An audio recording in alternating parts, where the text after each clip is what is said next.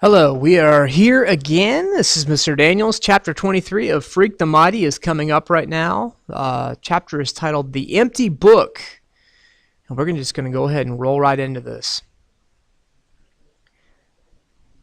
They won't let me visit him the first day, and Graham says I'll just have to be patient and let the doctors do their business. But I can't stand just sitting around, so I decide to walk over to the hospital, which Graham says is miles and miles, but suit myself.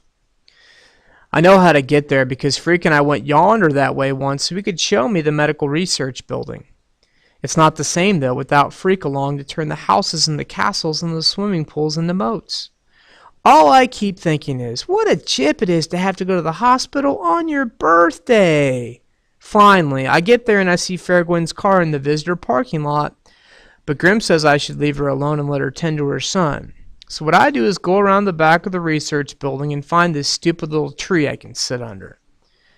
I have that old ornithopter bird with me, and I'm wanting it up and letting it fly around, figuring maybe Freak will get a chance to look out the window and see it flittering by. That's my plan.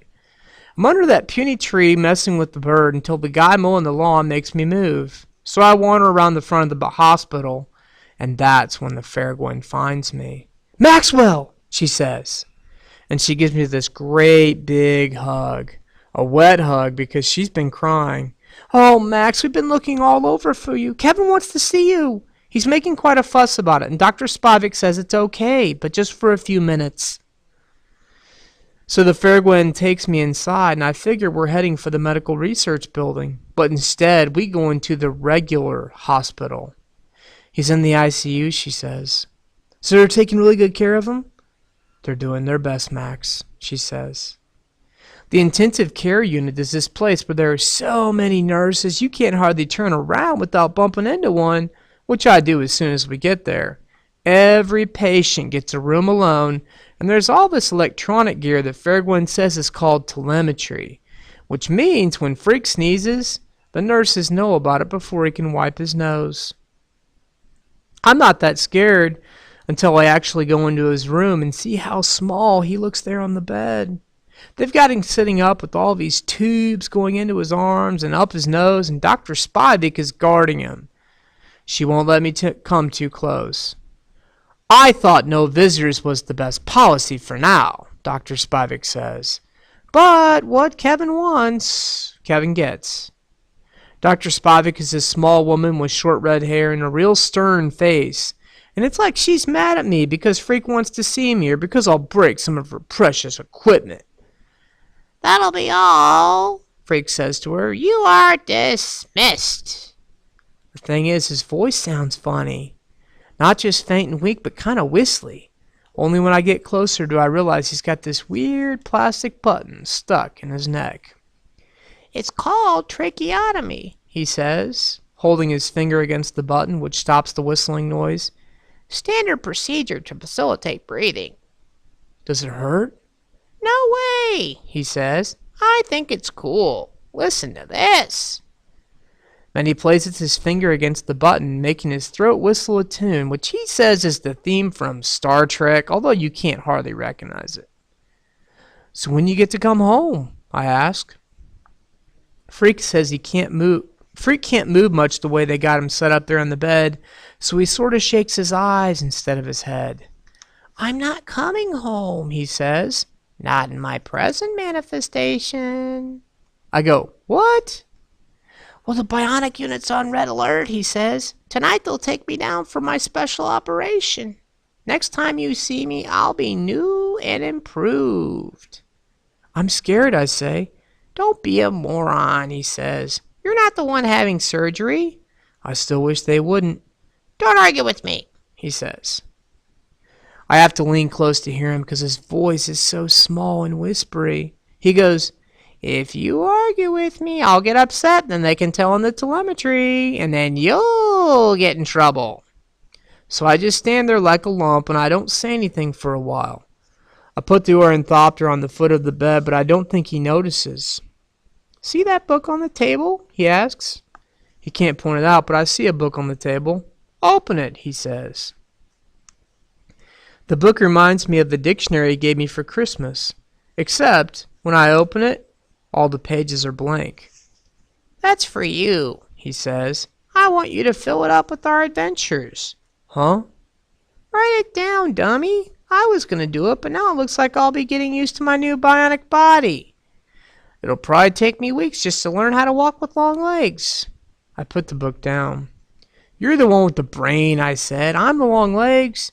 Don't get me upset, he warns. I won't have the time, so you'll just have to do it. Just write down all the stuff like you're talking. Put in all the fun we had, all the cool things we did, our adventures. But you know I can't write, Kevin. It's all in your head, Max. Everything you can remember. Just tell the story of Freak the Mighty. No big deal. I pick the book back up, but I don't say anything more about how hopeless it is me trying to write stuff down, because I don't want to set off the telemetry. He does that himself a minute later when he starts to cough. And before I can say anything, the room is swarming with nurses. And Dr. Spivak is telling me I have to leave. Out this second, young man, and let us do our jobs. They let me wait outside the ICU with the fair Gwen is just standing there at the window, wringing her hands and not saying anything. And then finally they come out and say he's okay. It was just a bad spell. And they have him stabilized.